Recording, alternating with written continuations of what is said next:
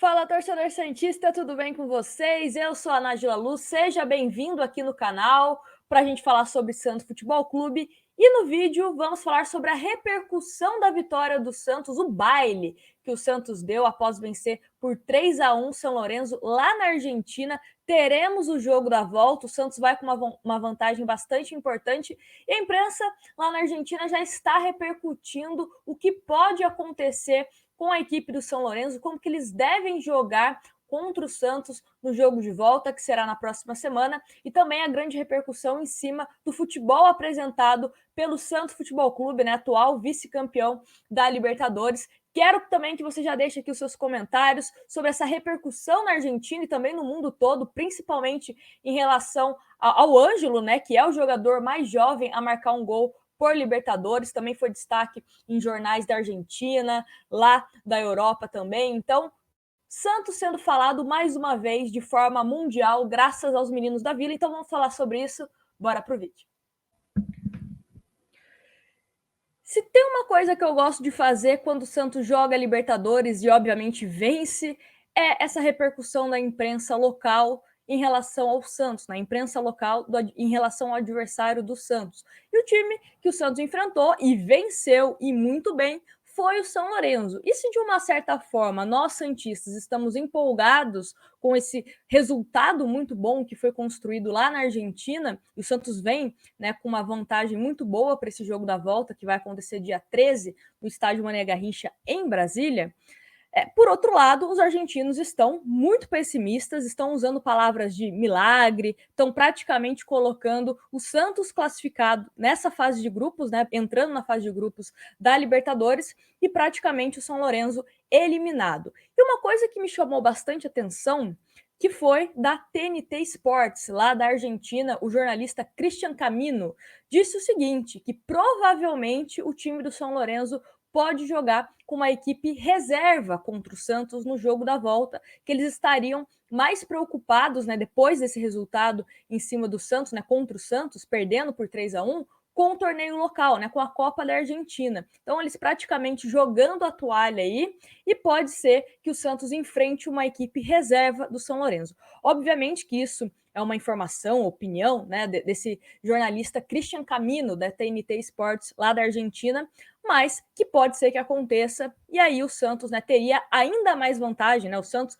que vem de uma vantagem construída, fez 3 gols fora de casa, a gente sabe o peso que isso tem, principalmente na Libertadores. Então vamos ver como que os argentinos vão se portar no jogo da volta, terça-feira, lá no estádio Mané Garrincha. Além disso, a repercussão também chamou bastante atenção a forma como o Santos jogou, uma equipe bastante envolvente. Obviamente, a questão de meninos, né, mais meninos da Vila encantando.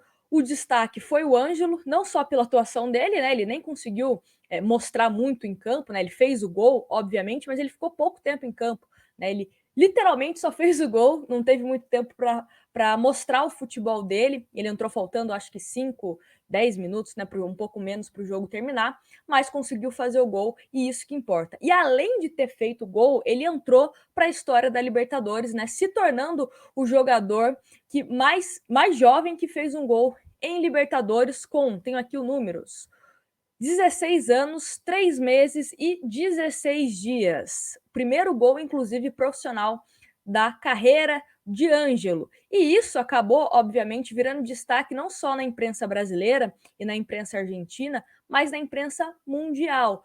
Nós sabemos da força que a marca Santos e Meninos da Vila tem no mundo todo. E também é um recorde muito expressivo, né? Você imaginar que um menino de 16 anos, 3 meses e 16 dias, está marcando uma das principais competições aqui do nosso continente, né? A Libertadores.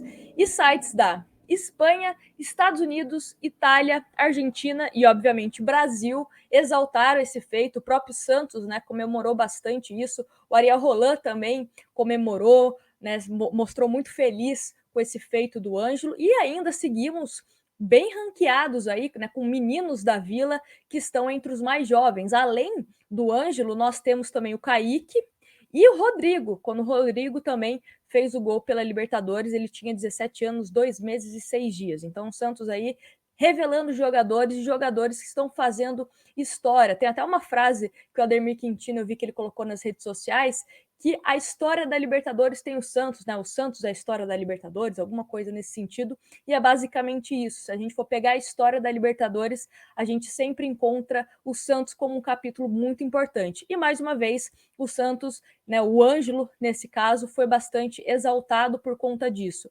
Não jogou muito tempo, mas também não precisou de muitos minutos para fazer história, e era um gol que a gente estava bastante ansioso, né, de ver o Ângelo conseguindo fazer isso. Além dessa repercussão também em cima do Ângelo, tivemos, como eu disse, a questão da forma como o Santos se portou. E o que chamou a atenção também da imprensa argentina, né? Vou falar aqui o que o Diário Olé escreveu, inclusive a chamada da matéria é São Lourenço depende de um milagre, porque eles já estão, como eu falei, praticamente jogando a toalha e declarando que uma classificação em cima do Santos nessas condições, a forma como o Santos jogou e principalmente também do resultado construído seria um milagre. E o Diário Olé disse o seguinte: São Lourenço deve estar se perguntando por que jogou essas duas fases para tentar chegar à Copa Libertadores, né? Tanto contra a Universidade do Chile, que eles eliminaram, e agora o jogo contra o Santos. É muito provável que, caso não consiga reverter o confronto contra o Santos, acabe disputando a Sul-Americana, pelo que já tinha se classificado pelo futebol argentino. O jogo de ida foi 1-3 em casa e para definir a sorte na próxima terça em Brasília, foi o que apontou o Diário Olé.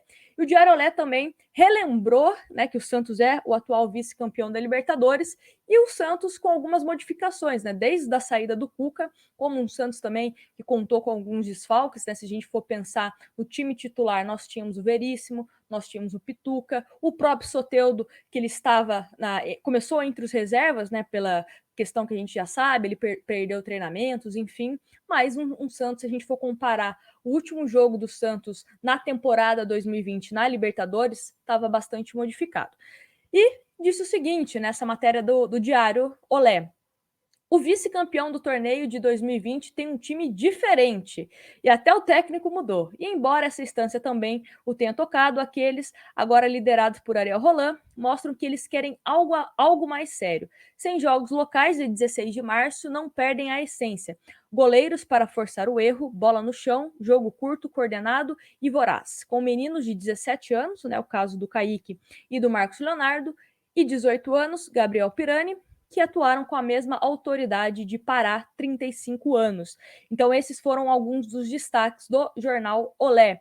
E também o site La Nación disse o seguinte: São Lourenço com problemas, perdeu para o Santos e agora deve ganhar no Brasil para entrar na etapa de grupos, também classificando como muito difícil esse feito que o time do São Lourenço terá, né? Porque além da questão do placar, eles também estão destacando bastante a forma como o time do Santos jogou, envolveu o adversário e conseguiu construir esse resultado. Às vezes no futebol a gente olha o placar, mas ele é mentiroso. Às vezes a equipe que venceu por 1-0, ela sufocou demais o time e não fez mais por azar, bola na trave, gol impedido, enfim.